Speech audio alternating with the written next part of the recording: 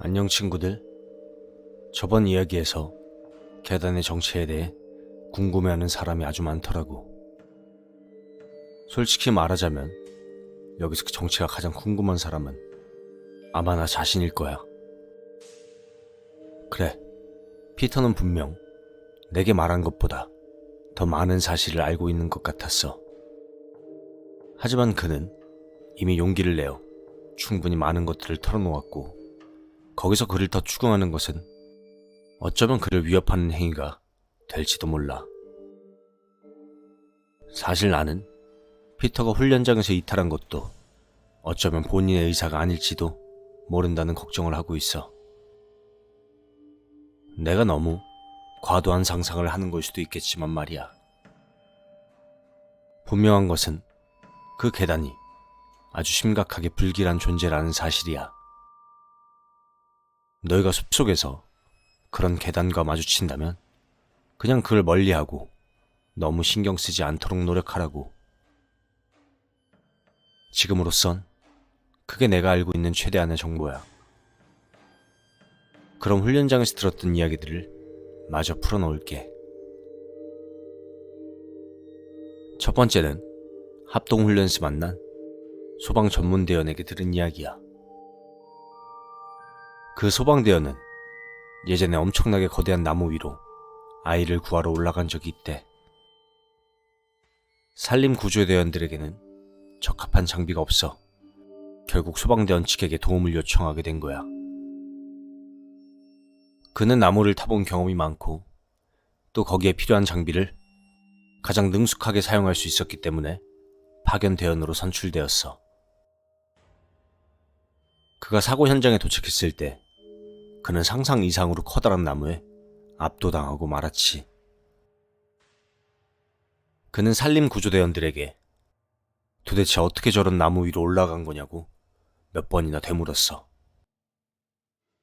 구조대원들의 대장은 고개를 절레절레 저으면서 선생님, 그냥 빨리 올라가서 애를 좀 데려다 달라고 부탁할 뿐이었어. 알겠습니다. 감사합니다. 네, 수고하세요. 그는 나무를 기어 올라가면서 이게 무슨 장난은 아닐까 생각하기 시작했지. 이렇게 커다란 나무에 어린 꼬마가 혼자 기어 올라갈 방법은 단 하나도 없었기 때문이야. 나무의 밑둥은 정말 어마어마한 둘레였지만 올라갈수록 점점 얇아지는 형태였어. 그래서 나무의 상층부에 도달했을 때 그는 가지들이 자신을 지탱할 수 있을까 확신할 수 없었지. 하지만 그는 계속해서 올라갔어. 어찌되었든 도움이 필요한 사람이 거기 있다면 그는 최선을 다해 그를 돕고 싶었거든. 그리고 그가 간신히 나무의 꼭대기에 도착했을 때 그는 저편 나뭇가지 사이에서 문제의 아이를 발견하게 되었어. 아이의 파란색 셔츠가 가지에 얽혀 꼼짝달싹 못하는 것처럼 보였지. 그는 아이에게 큰 소리로 외쳤어. 혹시 몸을 움직일 수 있냐고 말이야. 하지만 대답은 돌아오지 않았어. 그는 계속 아이의 이름을 부르면서 아이 가까이로 접근하려고 노력했어. 자기가 왔으니까 이제 더 이상 무서워할 필요가 없다고 이렇게 말하면서 말이야. 하지만 마침내 그가 아이에게 도착했을 때 그는 아이가 절대 대답할 수 없는 상태라는 것을 뒤늦게 알게 되었어. 그가 찾은 것은 아이였지만 아이가 아니기도 했지. 그건 아이의 시체였어. 나뭇가지에 포크처럼 찔려있는 아이의 시체. 아이는 나무에 매달리기 전에 이미 죽은 상태였던 것 같았어. 그는 대체 누가 그 아이를 이곳에 꿰뚫어 놓았고 또 어떻게 그리고 왜 그런 짓을 했는지 알 수 없었지. 분명한 것은 이런 짓을 한 사람이 분명 제정신 아닐 거란 사실이었어. 아이의 내장은 그의 입 밖으로 나와 있었지. 너희가 혹시 물속에 오랫동안 방치된 시체를 본 적이 있다면 그런 시체의 혓바닥이 어떻게 부풀어 오르고 어떻게 입 밖으로 빠져나와 있는지 알 거야. 아이의 혓바닥이 정확히 그런 상태였어. 그는 큰 충격에 빠져 온전한 판단력을 유지할 수 없었지. 일단 아이를 나뭇가지에서 빼내야 한다는 생각만이 그의 머릿속을 가득 채웠어. 그는 정신없이 아이의 시체를 잡아 끌었고 그러다가 결국 비극적인 일이 벌어지고 말았지. 아이의 시체가 나무 꼭대기에서 지상으로 떨어지고 만 거야. 시체가 바닥에 부딪히는 소리는 멀리 떨어진 나무 위에서도 생생하게 들려왔어. 아래쪽의 사람들이 놀라 소리를 지르는 것도 아주 잘 들을 수 있었지. 그는 소년에게 정말 큰 미안함을 느꼈어. 하지만 아래쪽의 사람들에겐 아무런 죄책감도 들지 않았지. 그들은 소년이 이미 죽은 상태라는 것을 알면서도 그를 나무 위로 올려보냈어. 아무런 말도 해주지 않은 채 말이야. 그는 다시 나무를 타고 지상으로 내려왔어. 그리고 구조대원들의 대장에게 얼굴을 들이밀고 도대체 무슨 생각으로 아무 말도 없이 죽은 아이를 구조하라고 위험지역에 자신을 올려보냈냐고 따졌지. 정신적 충격이 실제 상황에서 얼마나 위험하게 작용할 수 있는지 알고 있지 않냐고 말이야. 하지만 구조대원들의 대장은 그건 자기 잘못이 아니라고 말했어. 그리고 증거물을 확보할 수 있게 도와줘서 고맙다고 말했지. 그는 대장의 그 단어 선택을 아직도 잊을 수가 없대. 대장은 분명히 소년을 증거물이라고 불렀지. 마치 그 소년이 사람이 아니게라도 한 것처럼 말이야. 그리고 대장은 자기의 대원들과 소년의 시체를 데리고 현장에서 철수했어. 한 명의 대원만이 남아 그가 본부로 돌아갈 수 있게 도와주었지. 그는 그 상황을 도저히 이해할 수가 없었어. 대체 왜 자신을 시켜서 그 소년을 나무 아래로 내리게 한 건지 말이야. 그것도 아무런 언질도 주지 않은 채 말이지. 그는 남아있는 구조대원에게 무언가 아는 게 있냐고 물었어. 하지만 구조대원은 굳은 표정으로 이 일에 대해 언급하는 것은 금지되어 있다고 말할 뿐이었지. 그는 그날 이후로 소년의 시체가 나오는 악몽을 엄청나게 많이 꾸었대. 트라우마가 되어버린 것이지. 하지만 자신의 직속 라인을 통해 정식으로 항의를 표시해도 상부에서는 그저 정당한 파견에 따른 정당한 임무 수행이라는 반응만을 보일 뿐이었어. 그는 이제 자신의 상태가 많이 호전되긴 했지만 아직도 그 끔찍한 기억을 완전히 떨쳐내지 못했다며 이야기를 마무리 지었어. 이번 이야기는 또다시 계단에 관한 것이야. 나는 훈련 때마다 자주 만나 제법 친해진 교관 하나와 이번 훈련에도 만나게 되었어. 나는 그에게 피터와 그의 미심쩍은 태도에 대해 이야기해 주었지. 그리고 다른 민간인들에게 계단에 대해 경고하는 것이 옳은 일인지 아니면 오히려 위험한 일인지 분간하기 힘들다고 말했어. 그러자 그는 당연히 사람들에게 경고하는 것이 올바른 행동이라고 대답해 주었지. 특히 산림청의 계단에 대한 것들을 자꾸 숨기려고 노력하고 있기 때문이란 말이야. 나는 그에게 그게 무슨 뜻이냐고 물었지. 그러자 그는 무슨 뜻이냐는 게 도대체 무슨 뜻이냐고 되물었어. 산림청 계단에 관한 것을 철저하게 공개하지 않고 많은 수의 아이들이 실종된 채 돌아오지 않는 것도 제대로 수습하지 못했고, 또 시체들이 사라진 장소에서 수십 마일 떨어진 곳에 발견되는 것도 정상적으로 처리하지 못하고 있지 않냐고 그는 목소리를 높였지.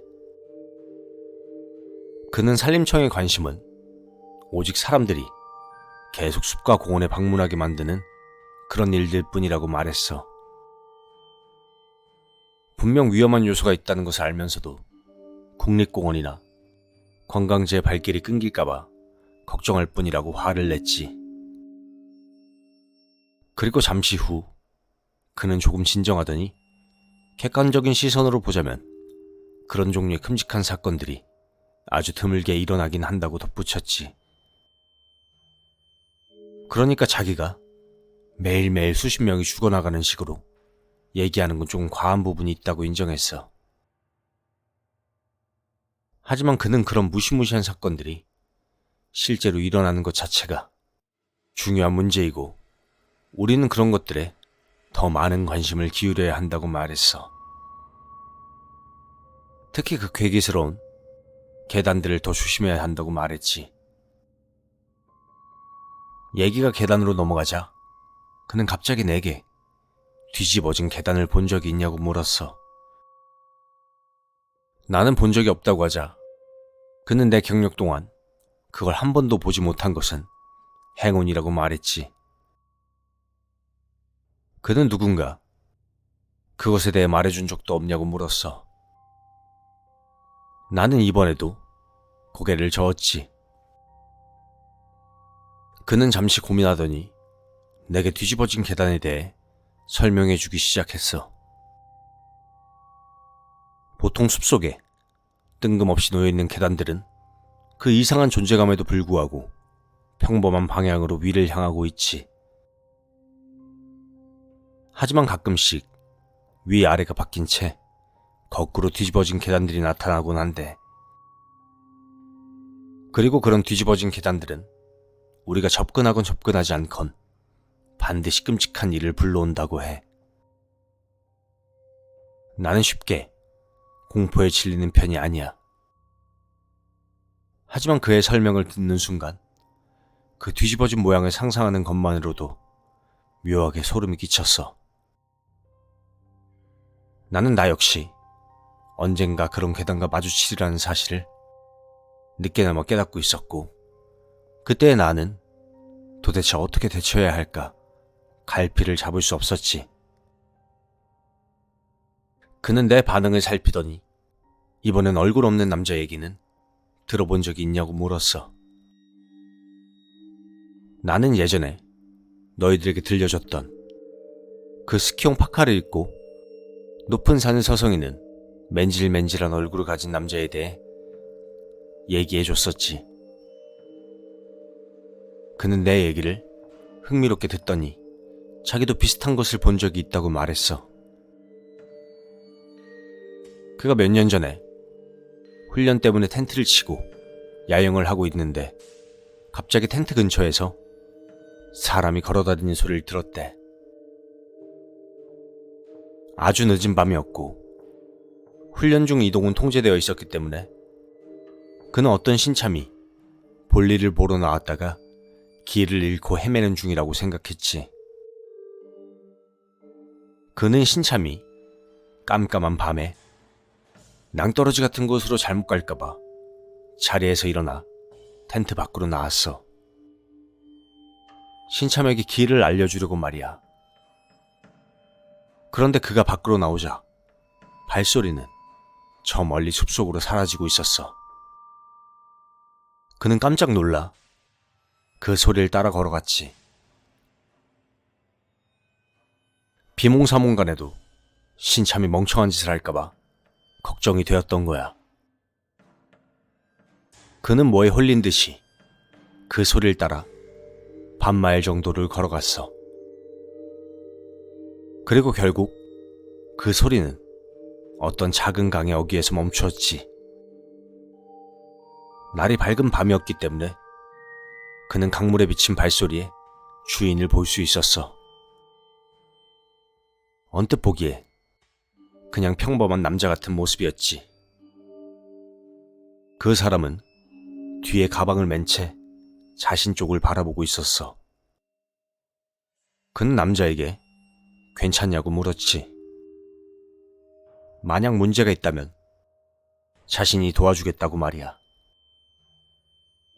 그러자 그 남자는 고개를 옆으로 갸웃거렸어. 마치 자신의 말을 알아듣지 못하는 것처럼 보였지.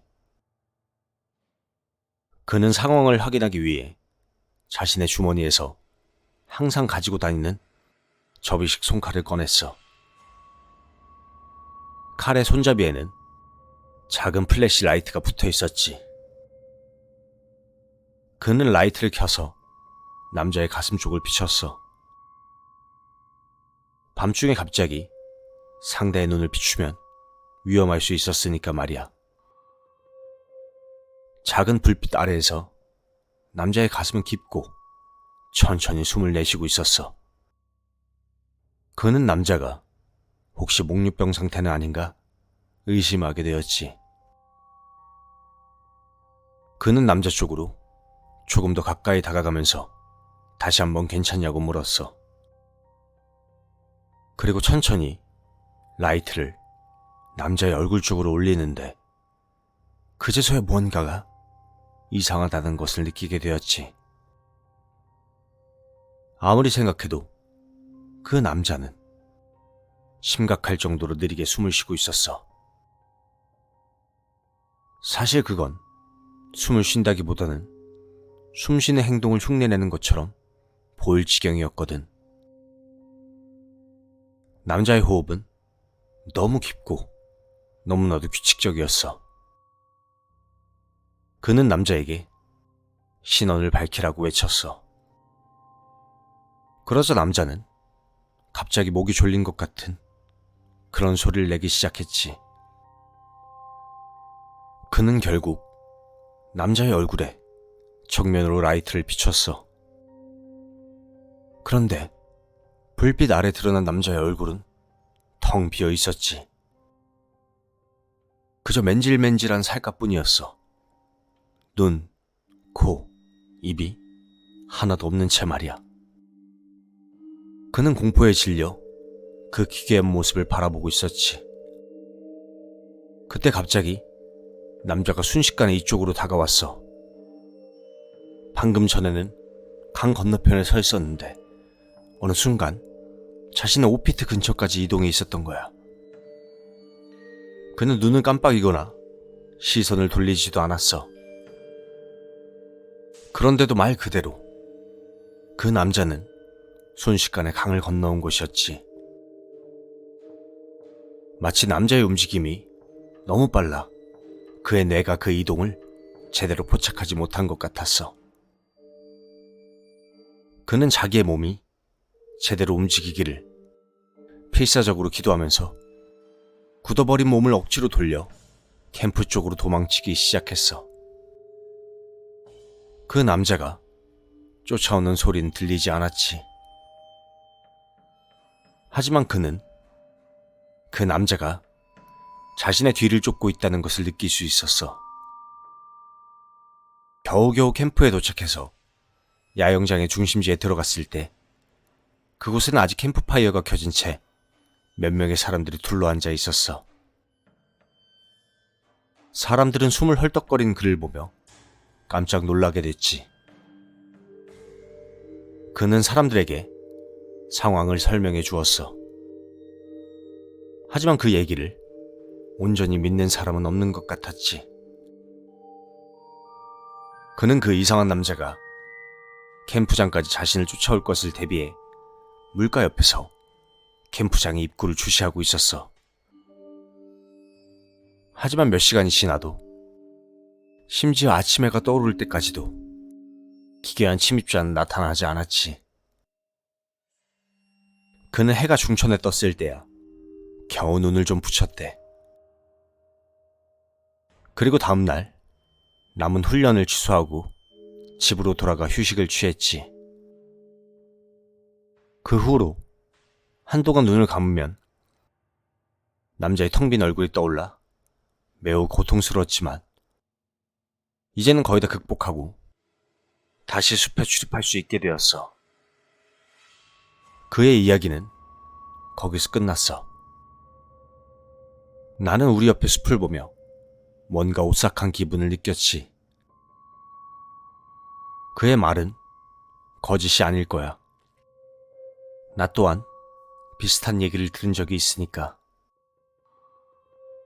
숲은 분명 경계해야 할 대상이긴 해. 하지만 난 산림청의 태도와 그 모든 미스터리한 일들 사이에서 정확히 어떤 행동을 취해야 할지 모르겠어. 다만 이렇게 이야기를 정리하면서 사람들이 조금 더 경각심을 갖도록 노력할 뿐이지. 오늘 이야기는 여기까지야. 내가 언제나 말했듯 숲에선 항상 조심하라고.